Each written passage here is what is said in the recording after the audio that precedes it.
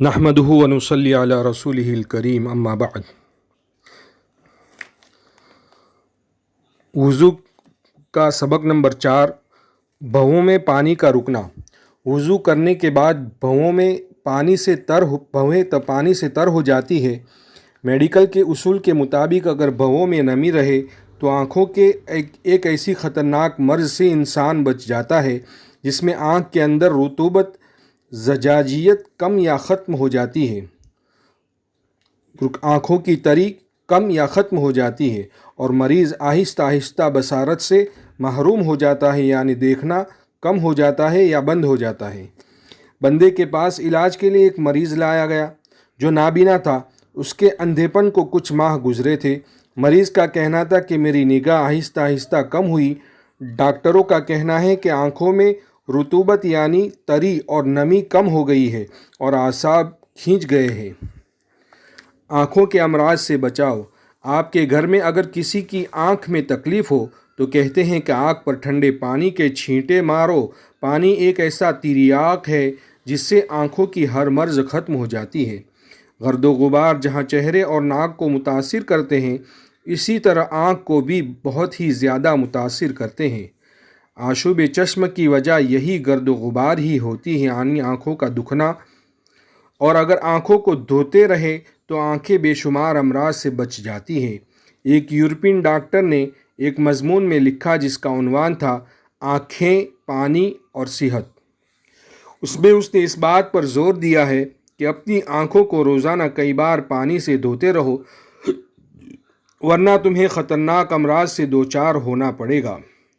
وضو کی حکمتیں اور موتیہ بند کا علاج۔ قبلہ انجینئر نقشبندی مدظلہ العالی مواعظ میں لکھتے ہیں، حضور اقدس صلی اللہ علیہ وسلم جب صبح اٹھتے تو وضو کیا کرتے تھے۔ آج سائنس کی دنیا کہتی ہے کہ آنکھوں میں موتیہ بند ہو جاتا ہے۔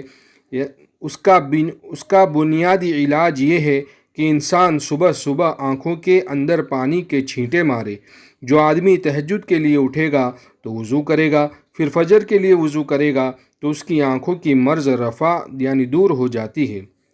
الغرض چہرے کا دھونا جہاں دیگر اعضاء کو فوائد دیتا ہے، وہاں پلکوں کے گرنے کے مرض کو بھی ختم کرتا ہے، آنکھ کے پپوٹے کے ورم کو بھی ختم کرتا ہے۔ چونکہ داڑھی کا خلال، وضو کے اندر داڑھی کا خلال، اس کے کیا فوائد ہیں؟ لکھتے ہیں کہ چونکہ داڑھی گھنی اور گنجان ہوتی ہے، اس لیے شرعی حکم یہی ہے کہ اس کی جڑ تک پانی پہنچایا جائے۔ ایسا کرنے سے بالوں کی جڑیں مضبوط ہوں گی، عام جراثیم اور چھوتی امراض کے جراثیم ختم ہو جاتے ہیں اور پانی کے ذریعے بہہ جاتے ہیں۔ اگر داڑھی کا خلال نہ کیا جائے تو جوؤں کا خطرہ لاحق رہتا ہے۔ مزید یہ کہ اگر داڑھی میں پانی رک جائے گا تو وہ گردن کے پٹھوں، تھائرائیڈ گلینڈ اور گلے کے امراض سے محفوظ رکھتا ہے۔ وضو کے اندر ہاتھوں کو کوہنیوں تک دھونا۔ اس کے فوائد میں لکھا ہے، جسم کا یہ حصہ ہمیشہ ڈھکا رہتا ہے۔ اگر اس حصے کو پانی اور ہوا نہ لگے تو بے شمار دماغی اور اعصابی امراض پیدا ہوتے ہیں۔ کوہنی پر 3 قسم کی بڑی رگیں یعنی وینس ہوتی ہے جن کا تعلق بالواسطہ یعنی ڈائریکٹ دل، دماغ اور جگر سے ہے۔ جب ہم کوہنی تک دھوئیں گے تو مذکورہ بالا تینوں اعضاء کو تقویت یعنی طاقت پہنچے گی اور وہ امراض و علل سے محفوظ رہیں گے یعنی بیماریوں سے محفوظ رہیں گے۔ مزید یہ کہ کوہنیوں تک ہاتھ دھونے میں یہ مصلحت پوشیدہ ہے کہ اس عمل سے آدمی کا تعلق براہ راست سینے کے اندر ذخیرہ شدہ روشنیوں سے قائم ہو جاتا ہے اور روشنیوں کا ہجوم ایک بہاؤ کی شکل اختیار کر لیتا ہے۔ اس عمل سے ہاتھوں کے عضلات اور طاقتور ہو جاتے ہیں۔ فَبِأَيِّ آلَاءِ رَبِّكُمَا تُكَذِّبَانِ وآخر دعوانا ان الحمد للہ رب العالمین۔